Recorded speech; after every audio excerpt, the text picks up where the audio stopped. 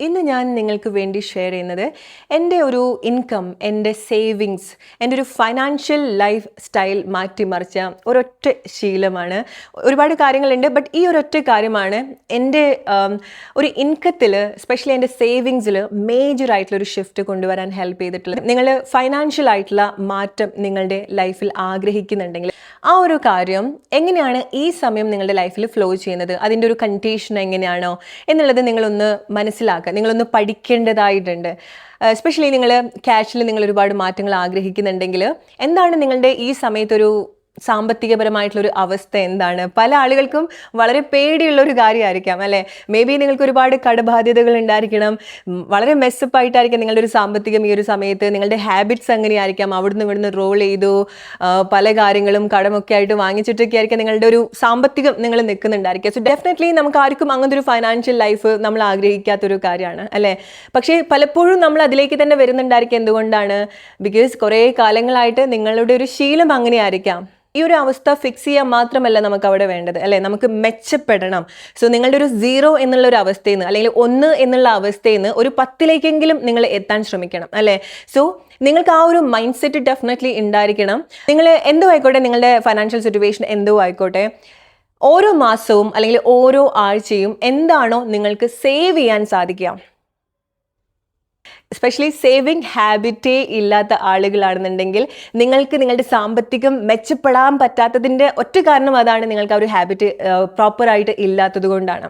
Cash നന്നായിട്ട് save ചെയ്തുകൊണ്ടിരിക്കുന്ന വ്യക്തിക്ക് അതിൻ്റെ ഒരു സമൃദ്ധി എപ്പോഴും അവരുടെ ലൈഫിൽ അവർക്ക് എക്സ്പീരിയൻസ് ചെയ്യാൻ സാധിക്കും. ലൈഫിൽ എന്തൊക്കെ സിറ്റുവേഷൻ വരുന്ന സമയത്തും ആ ഒരു ഹാബിറ്റിലേക്ക് വന്നാൽ, ഇത് ഞാൻ എന്തുകൊണ്ടാണ് പറയാൻ കാരണം എന്ന് വെച്ചാൽ, ഇത് ഞാൻ എൻ്റെ ലൈഫിൽ നിന്ന് പഠിച്ചിട്ടുള്ള ഒരു കാര്യമാണ്. ഒരു 5-6 വർഷം മുൻപ് എൻ്റെ ഒരു ഫൈനാൻഷ്യൽ സിറ്റുവേഷൻ അത്ര സ്റ്റേബിൾ ആയിരുന്നില്ല. ഈവൻ ഞാൻ ഇൻഫോസിസിൽ വർക്ക് ചെയ്യുന്ന സമയത്തും, ഈവൻ ഞാൻ ഏൺ ചെയ്യുന്നുണ്ടെങ്കിലും എൻ്റെ ബാങ്ക് അക്കൗണ്ട് സേവിങ് എന്ന് പറയുന്നത് 0 ആയിരുന്നു. To be very frank, saving എന്ന് പറയുന്നത് 0 ആയിരുന്നു. ഈവൻ ഞാൻ എത്ര ഏൺ ചെയ്യുന്നുണ്ടെങ്കിലും ആ ഒരു ഇൻകം മൊത്തം എനിക്ക് സ്പെൻഡ് ചെയ്യേണ്ടി വരുന്നുണ്ടായിരുന്നു. അത്ര ഒരു ഫൈനാൻഷ്യൽ സിറ്റുവേഷൻ, ഫൈനാൻഷ്യൽ ക്രൈസിസ് ആ ഒരു ടൈമിൽ, ആ ഒരു യങ് ഏജിൽ ഞാൻ എക്സ്പീരിയൻസ് ചെയ്തിട്ടുണ്ടായിരുന്നു. ബട്ട് എൻ്റെ ആ ഒരു അവസ്ഥയിൽ നിന്ന് എന്തൊക്കെ സംഭവിച്ചാലും കുഴപ്പമില്ല, ഇത്ര എമൗണ്ട് ഞാൻ സേവ് ചെയ്യാൻ പോവാണ്, ഇത് ഞാൻ മാറ്റിവെച്ചിട്ടേ വേറെന്ത് കാര്യങ്ങളും ചെയ്യുള്ളൂ എന്നുള്ള ഒരു കൈൻഡ് ഓഫ് സിറ്റുവേഷനിൽ വന്നു. സാഹചര്യം എനിക്ക് കുറച്ചുകൂടെ ഒന്ന് സപ്പോർട്ടായിട്ടും കൂടെ ആ സമയത്ത് നിൽക്കുന്നുണ്ടായിരുന്നു. സോ അങ്ങനെ ഞാൻ ആദ്യമായിട്ട് സേവ് ചെയ്ത് തുടങ്ങുന്ന എമൗണ്ട് 1500 രൂപയാണ്. അത് വളരെ ചെറിയൊരു എമൗണ്ട് ആണെന്നുണ്ടെങ്കിലും ഞാൻ ആദ്യമായിട്ടാണ് സേവ് ചെയ്യുന്നത്. അതെനിക്ക് അത്ര സന്തോഷം ഉണ്ടാക്കുന്ന ഒരു കാര്യമാണ്. അതെനിക്കൊരു പുതിയ അനുഭവമാണ്. അതെനിക്ക് ഒരുപാട് സെക്യൂർ ആയിട്ട് തോന്നിയിട്ടുള്ളൊരു ഫീലാണ്. സോ എത്രമാത്രം അതിലേക്ക് ഞാൻ ഇൻവെസ്റ്റ് ചെയ്യുന്നോ ആ ഒരു എമൗണ്ട് കൂടി വരുന്ന സമയത്ത് എനിക്ക് വലിയൊരു കോൺഫിഡൻസ് ആയിരുന്നു. എൻ്റെ ബാങ്ക് അക്കൗണ്ടിലേക്ക് നോക്കുന്ന സമയത്ത് അതിങ്ങനെ എംപ്റ്റി അല്ലാണ്ടിരിക്കുന്ന സമയത്ത് I was so happy. I felt very secure financially. And എന്ത് സംഭവിച്ചു? അങ്ങനത്തെ ഒരു ഹാബിറ്റിലേക്ക് വന്ന സമയത്ത് എന്തൊക്കെ കാര്യങ്ങളായിക്കോട്ടെ, ഞാൻ കുറച്ചുകൂടി ഫൈനാൻഷ്യലി ഡിസിപ്ലിൻ ആവാൻ തുടങ്ങി. ഈ ഒരു കാര്യത്തിനാണ് എൻ്റെ പ്രയോറിറ്റി കൂടുതൽ വരാൻ തുടങ്ങിയത്. അപ്പോൾ അതൊക്കെ ഇത് എൻ്റെ വളരെ സ്ട്രോങ് ആയിട്ടൊരു ഫൈനാൻഷ്യൽ ഹാബിറ്റായി മാറി. അങ്ങനെ വന്ന സമയത്ത് ആ ഒരു തുടക്കത്തിൽ ഞാൻ 1500 രൂപ സേവ് ചെയ്ത ആ ഒരു സ്ഥലത്ത് കുറച്ച് മാസങ്ങൾക്കുള്ളിൽ തന്നെ ഞാൻ സേവ് ചെയ്തത് മോർ ദാൻ 1 lakh ആണ്. സേവ് ചെയ്തത് മാത്രം, എൻ്റെ എല്ലാ എക്സ്പെൻസും കഴിഞ്ഞ്, എൻ്റെ എല്ലാ അഡീഷണൽ എക്സ്പെൻസും കഴിഞ്ഞ് ഞാൻ സേവ് ചെയ്തത് it is more than 1 lakh. ആ ഒരു സമയത്ത് എനിക്ക് ഉണ്ടായിട്ടുള്ളൊരു ഫീലിങ്സ്, എൻ്റെ ഒരു കോൺഫിഡൻസ്, ആ ഒരു സമയം മുതൽ എൻ്റെ financial life style completely change ആവുകയാണ്.